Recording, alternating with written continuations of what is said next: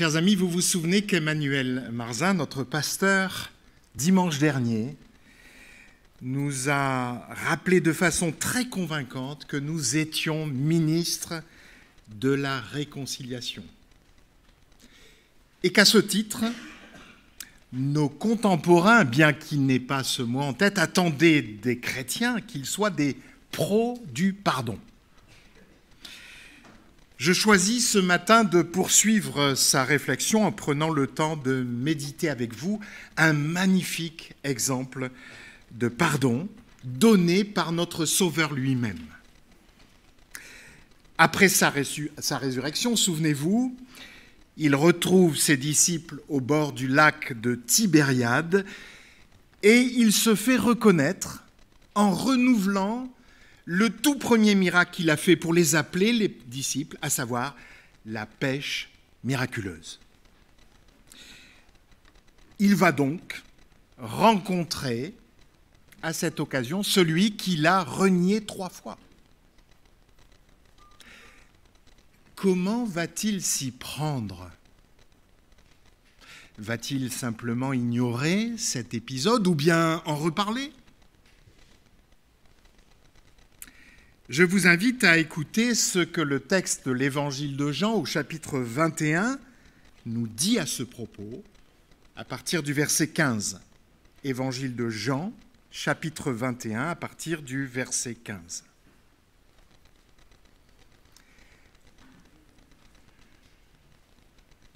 Après le repas, ils avaient mangé des poissons qui venaient d'être pêchés. Après le repas, Jésus s'adressa à Simon-Pierre. « Simon, fils de Jean, m'aimes-tu plus que ceux-ci ne le font ?»« Oui, Seigneur, répondit-il, tu connais mon amour pour toi. » Jésus lui dit, « Prends soin de mes agneaux. »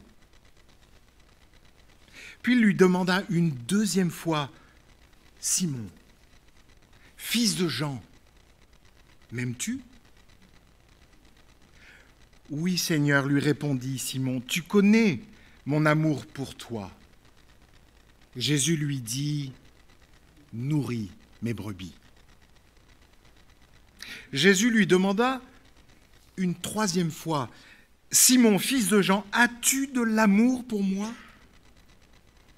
Pierre fut peiné, car c'était la 3e fois que Jésus lui demandait, « As-tu de l'amour pour moi ?» Il lui répondit, « Seigneur, tu sais tout. Tu sais que j'ai de l'amour pour toi. » Jésus lui dit, « Prends soin de mes brebis. Vraiment, je te l'assure, quand tu étais plus jeune, tu mettais toi-même ta ceinture et tu allais où tu voulais. Mais quand tu seras vieux, tu étendras les bras, un autre nouera ta ceinture et te mènera là où tu n'aimerais pas aller. » Par ces mots, il faisait allusion au genre de mort que Pierre allait endurer à la gloire de Dieu. Après avoir dit cela, il ajouta, « Suis-moi. » Je vous invite à la prière.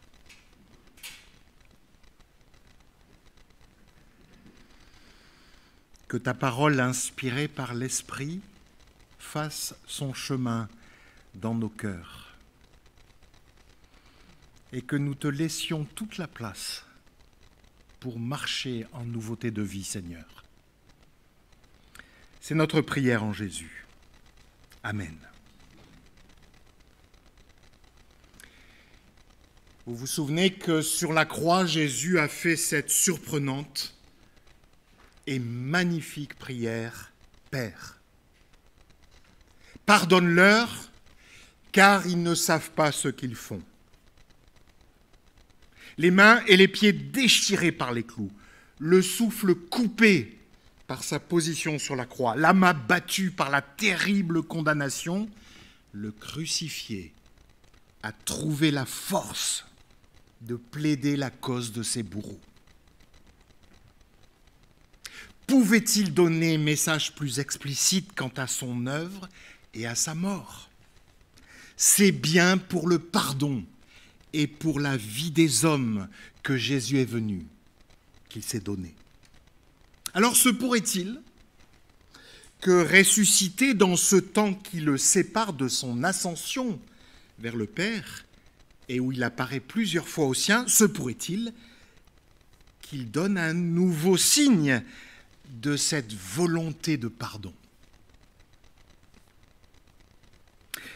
Parmi les quelques récits que nous possédons de cette période, il y a celui que nous venons de lire.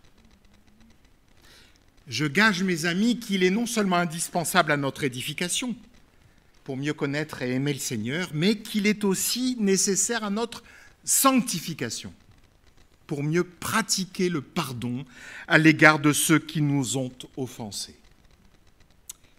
Mais pour bien comprendre la démarche de Jésus, il faut nous remettre en mémoire quelques événements qui ont précédé ce moment. Lorsque Jésus, souvenez-vous, a annoncé sa mort, il avait précisé aux disciples qu'elle ébranlerait leur foi. Pierre alors avait répondu avec une orgueilleuse assurance, « Même si tous trébuchent à cause de toi, ce ne sera jamais mon cas. » Puis quand Jésus lui a dit qu'il l'aurait renié 3 fois avant que le coq chante, il avait ajouté, Pierre, « Même s'il me faut mourir avec toi, je ne te renierai pas. » Vous le savez, de Jésus et de Pierre, c'est Jésus qui aura raison. Et c'est Pierre qui niera par 3 fois, avec force, avec même imprécation, connaître le Seigneur. Et l'évangéliste Luc nous raconte un détail que je trouve extrêmement touchant. Écoutez, quand la 3e fois Pierre dit « Je ne sais pas de quoi tu parles » à ceux qui l'interrogent, voici ce qu'il dit « Immédiatement, alors qu'il parlait encore, un coq chanta. Le Seigneur se retourna et regarda Pierre. Pierre se souvint alors de ce que le Seigneur lui avait dit « Avant que le coq chante, tu me renieras 3 fois. » Il sortit et pleura amèrement. Mes amis, Pierre sait donc que le Seigneur sait. Vous me suivez ? Il traite d'une façon particulière Pierre sur une façon sur laquelle j'aimerais méditer en 3 temps. Comme Jésus, il faut oser le dialogue avec celui qui nous a offensés. Comme Jésus, il faut user de prévenance pour évoquer l'offense. Comme Jésus, il faut viser le relèvement de l'offenseur. Oser le dialogue avec celui qui nous a offensés. En prenant la parole, en interrogeant Pierre, Jésus fait un choix significatif. Non pas le silence à propos de l'offense, mais le dialogue. Il estime nécessaire de reparler avec son disciple du triste épisode du reniement. Il aurait pourtant eu plusieurs raisons de faire l'économie de cette évocation douloureuse. Tout d'abord, Pierre a bien compris la gravité de ces reniements puisqu'il a échangé ce regard avec le Seigneur et en a éprouvé de profonds remords, manifestés par ses pleurs amers. Est-ce qu'il vaut la peine alors de remuer le couteau dans la plaie ? Ensuite, honnêtement, Pierre avait des circonstances atténuantes. La pression des événements liés à l'arrestation de Jésus et le fait que pas un seul disciple, pas un seul, vous m'entendez, n'ait suivi aussi longtemps le Maître que lui, peut incliner à une certaine indulgence. Est-il vraiment nécessaire de lui réserver un traitement particulier ? Enfin, et surtout, les temps ont changé. Aux heures sombres de la croix ont succédé les heures lumineuses de la résurrection, indice du passage de l'ancienne à la nouvelle alliance. Est-ce que ce que Pierre a fait dans la défaite apparente de la croix n'est pas effacé par la victoire de la résurrection ?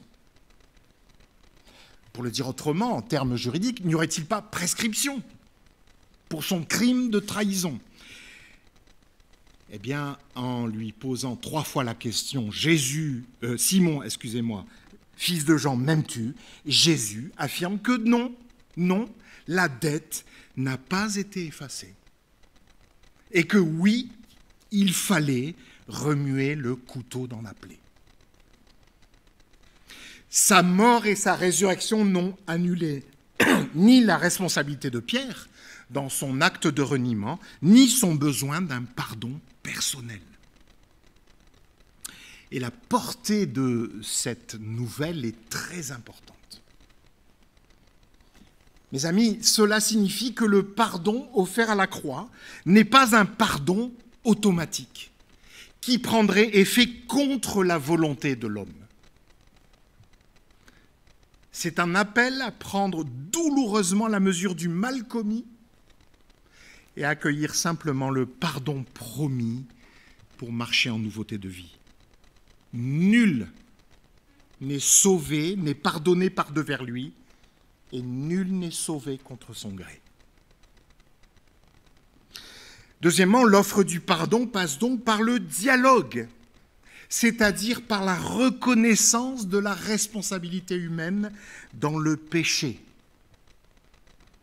Ainsi, en parlant à Pierre, Jésus le prend au sérieux, le traite en homme et l'invite à assumer ses actes. Même si ça ne vous paraît pas ainsi à première vue, c'est une belle preuve d'amour de la part du Seigneur. Les gens à qui vous demandez des comptes, ce sont des gens qui comptent. Les gens que vous arrosez de votre indifférence, ce sont des gens que vous méprisez. Et ce que je viens de dire, mes amis, a des répercussions pratiques dans nos vies. Car cela veut dire qu'il n'existe pas non plus dans nos vies de pardon abouti entre les hommes sans dialogue à propos de la faute.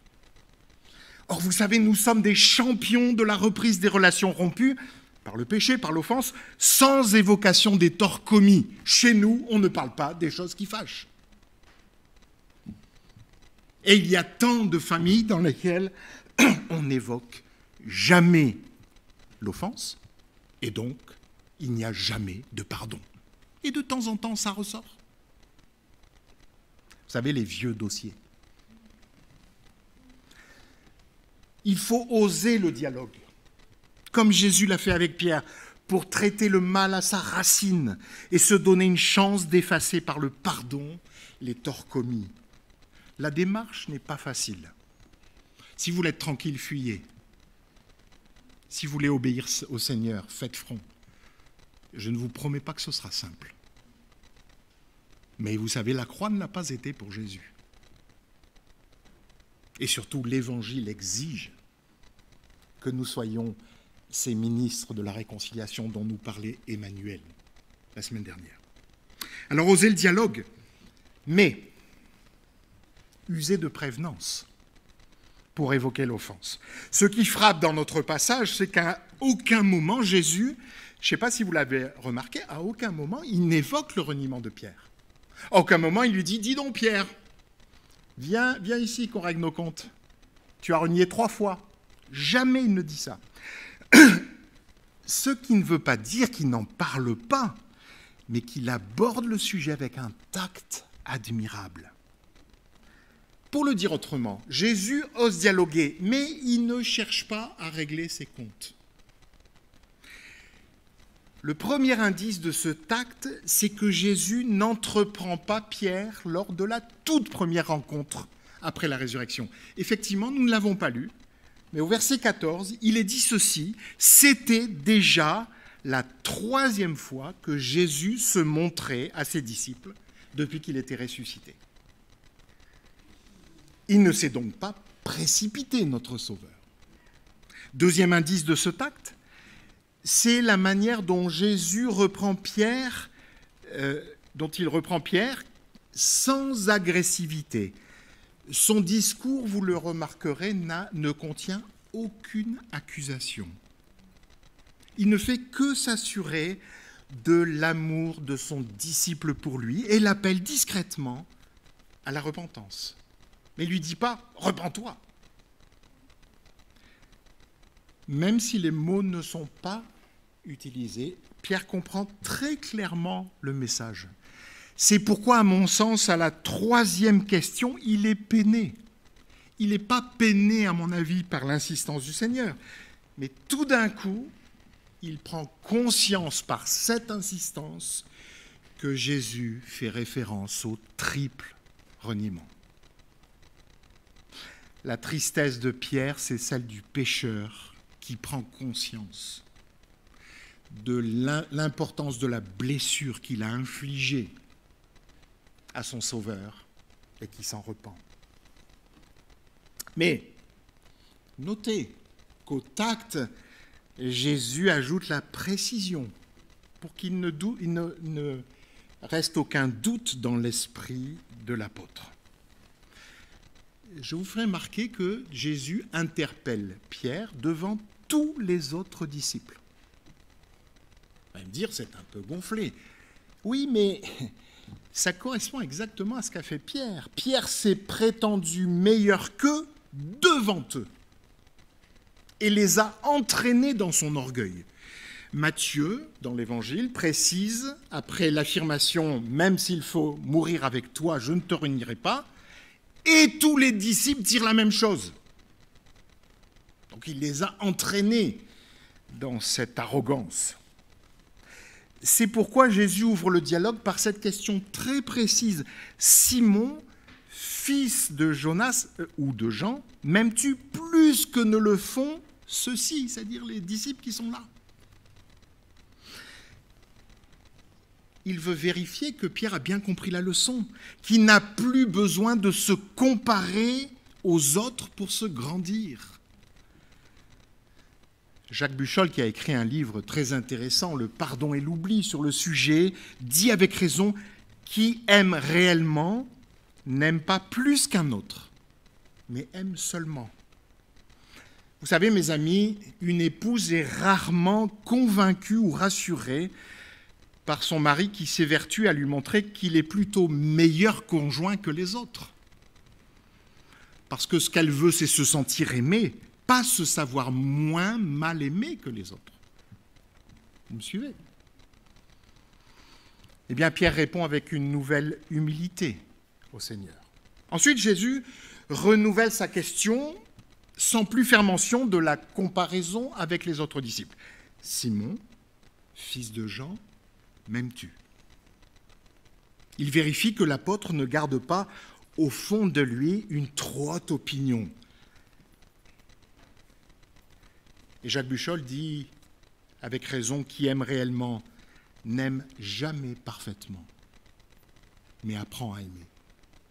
Qui aime réellement n'aime jamais parfaitement, mais apprend à aimer. Pierre persiste dans son humilité en parlant de son attachement pour le Seigneur.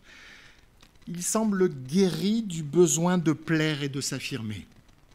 Enfin, Jésus réitère une troisième fois sa question, mais il le fait en se mettant au niveau de Pierre. En effet, il abandonne un verbe très fort, aimer, pour utiliser celui plus faible de chérir, mais aussi plus proche de ce que dit Pierre et peut-être de ce que peut Pierre. En faisant cela, il lui donne un double signal. Le premier, c'est celui du reniement, comme s'il lui disait « Simon, pour la troisième fois, m'aimes-tu ? Mais alors pourquoi tu m'as renié ?» Le second, c'est celui du pardon, comme s'il affirmait « Simon, ton amour plus modeste, je l'accepte, je n'en demande pas plus, mais reviens une dernière fois sur ton reniement pour effacer ta trahison. » Pierre a compris le message. Il est touché et surtout, il s'en remet pleinement au Seigneur en disant, écoutez bien la réponse, « Seigneur, tu sais tout. » C'est pas « moi je ». Seigneur, tu sais tout. Tu sais que j'ai de l'amour pour toi. Alors, outre la démonstration édifiante du génie et de la finesse du Seigneur, en quoi ce tact et cette précision sont-ils nécessaire dans nos démarches de pardon? Est-ce vraiment utile de passer par ce qui peut paraître un détour pour toucher notre offenseur? Eh bien, mes amis, dans le cas de l'apôtre Pierre, cela a permis une repentance à la fois librement consentie et vraiment profonde.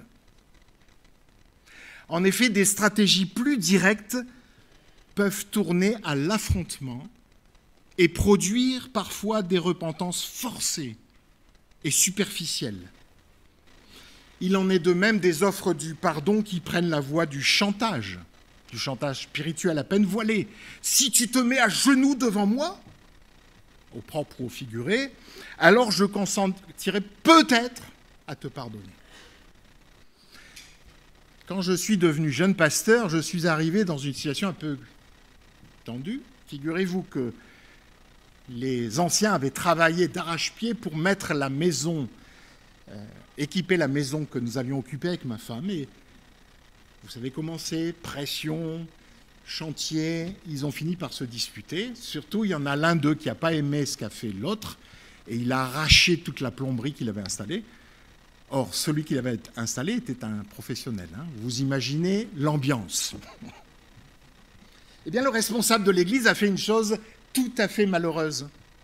Au lieu d'aller les voir et de tenter de les réconcilier, il a raconté la chose du haut de la chair et il leur a demandé de venir se dire pardon sans les avoir préparés.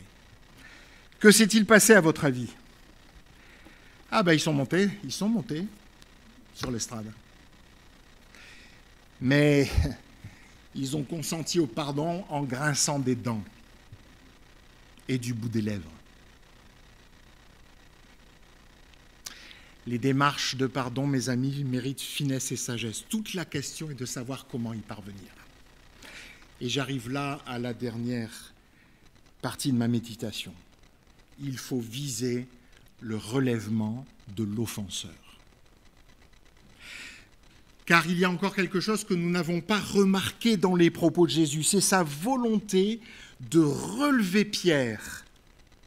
Et elle se traduit de deux manières. Tout d'abord, par cette affirmation répétée tout au long du dialogue. « Nourris mes agneaux », verset 15. « Prends soin de mes brebis », verset 16. « Nourris mes brebis », verset 17. D'emblée, avant même que la démarche soit terminée, Jésus rassure Pierre sur ses intentions. Oui, il le déstabilise par ses questions sur son amour pour lui, mais il n'attend pas qu'il réussisse l'examen pour apaiser son cœur. Sa volonté manifeste dans ce dialogue, c'est de remettre l'apôtre en selle, de le confirmer dans l'appel qu'il lui a lancé au début de son ministère. Souvenez-vous, à partir de maintenant, tu seras pêcheur d'hommes. Ensuite, il manifeste cette volonté de relever Pierre par cette confirmation si importante pour l'apôtre qui intervient tout à la fin du dialogue. « Suis-moi ». Pierre, vous vous souvenez, a tout laissé, son activité professionnelle de pêcheur, sa famille, pour suivre Jésus une première fois. La mort de Jésus, l'éparpillement des disciples et son triple reniement sont venus mettre un terme à cette formidable aventure. Et l'incroyable s'est produit, ce qu'aucun des disciples n'avait pu entendre, tant la chose était hors du sens commun. Le Maître est ressuscité. Mais cette formidable nouvelle les trouve hésitants. Notre texte en témoigne quand il dit, un peu avant, au verset 12, « Aucun des disciples n'osa lui demander « Qui es-tu » ?» Ils savaient que c'était le Seigneur. Nous pouvons comprendre leur trouble, mes amis. La donne a complètement changé dans des proportions que nous peinons à imaginer. Que va-t-il advenir d'eux maintenant, eux qui ont fui la difficulté et abandonné le Maître au moment le plus terrible? Et pire, pour Pierre, qu'il a renié ouvertement à 3 reprises, en jurant ses grands dieux qu'il ne le connaissait pas.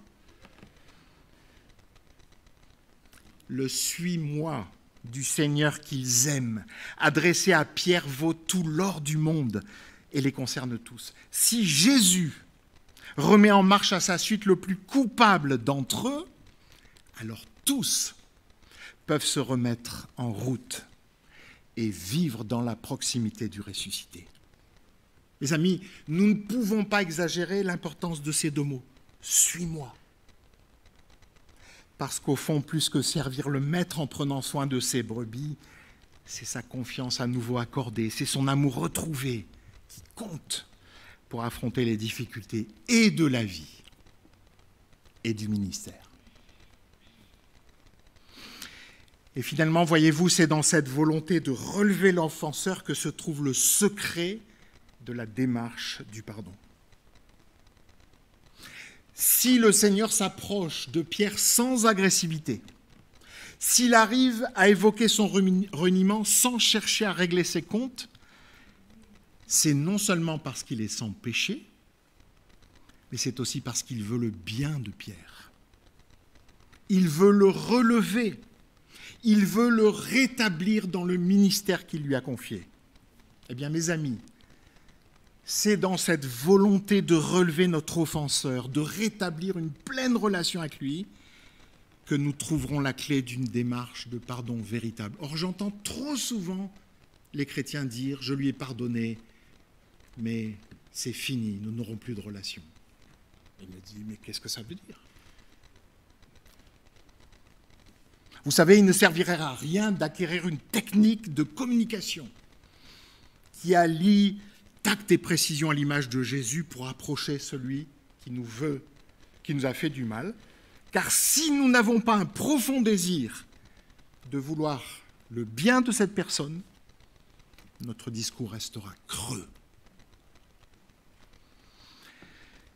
Cela signifie, et c'est là qu'il y a une grande différence entre nous, pécheurs, et Jésus, sans péché, cela signifie qu'il nous faut prendre le temps d'identifier la colère et la haine qu'a fait lever en nos cœurs la blessure de l'offense.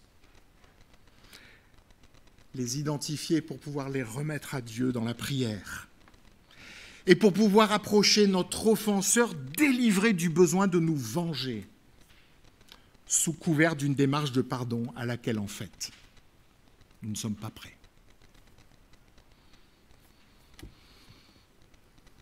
Mes amis, que l'exemple magnifique de Jésus, qui trahit à 3 reprises par son disciple, c'est le conduire tout en finesse à la repentance, lui octroyer un plein pardon et le relever nous accompagne tout au long de cette semaine et tout au long des années de vie qu'il nous accordera.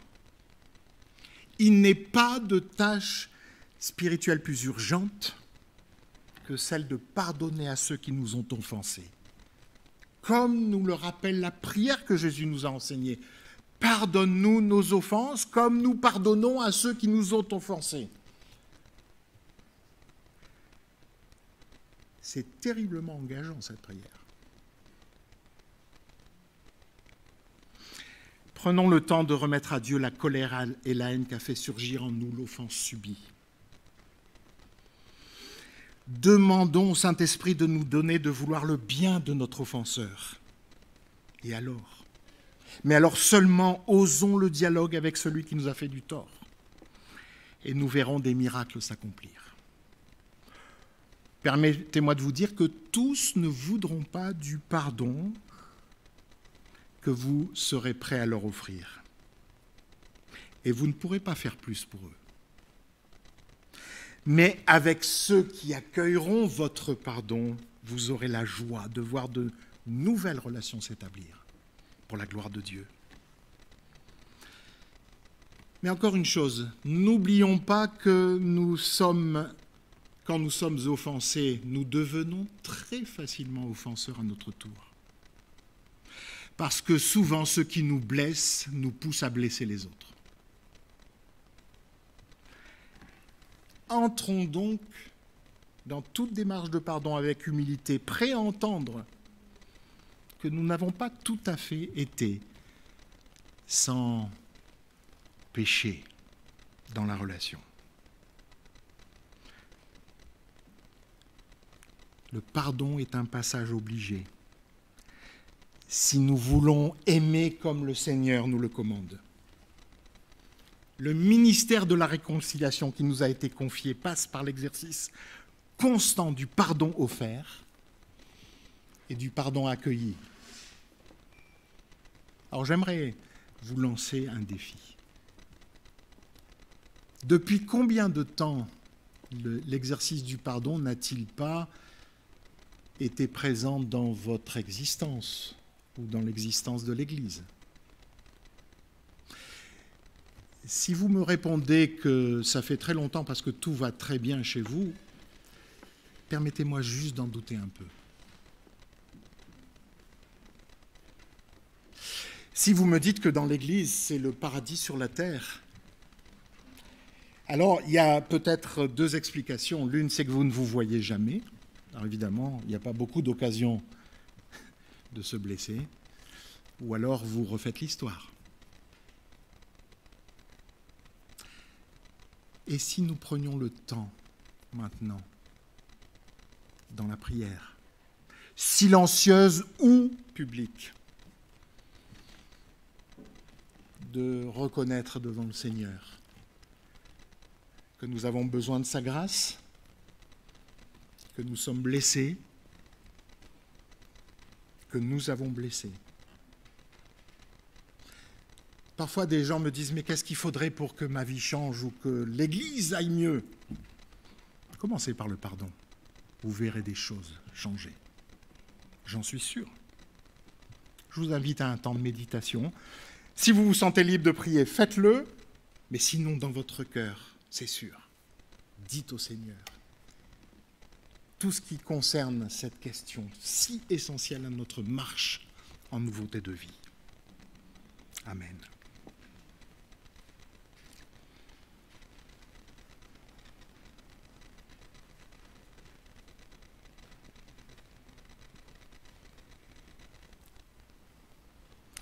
Seigneur, nous nous savons pécheurs